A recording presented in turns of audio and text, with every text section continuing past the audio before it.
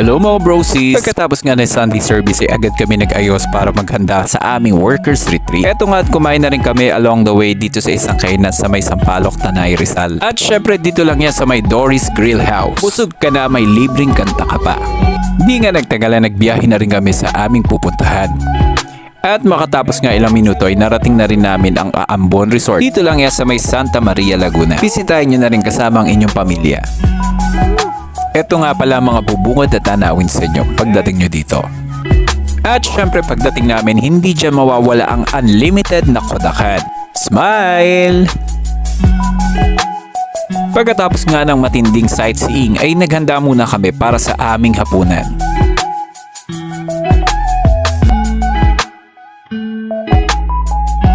Siya nga pala ang pastor namin, tawag namin sa kanya ay Pio, short for Pastor Omega.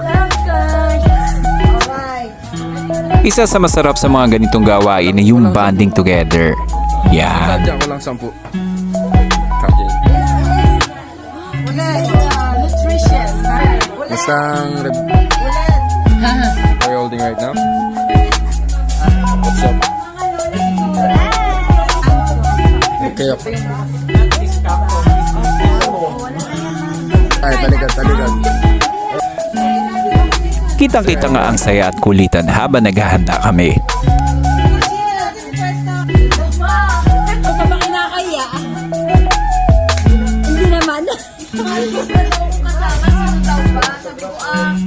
Sino po may sabi, PJ?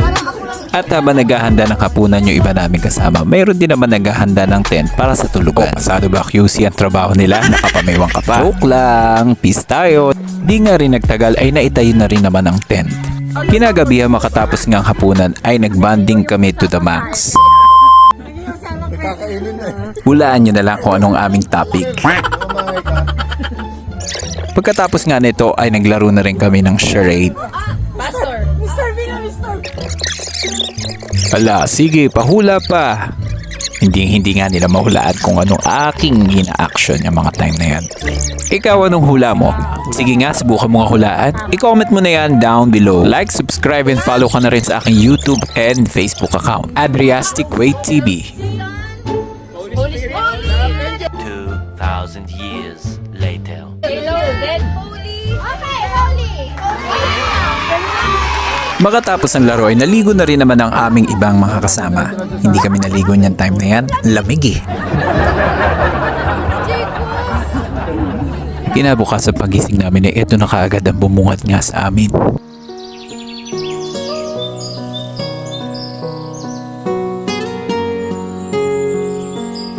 Wala na yata talagang ibang makatatalo sa kapaligiran na binigay sa atin ng Diyos. Sariwang hangin at payapa. Malayong malayo sa kaguluhang ating nararanasan araw-araw. Marahil ito ang isa sa mga dahilan kung bakit ito ay babalik-balikan ng mga tao.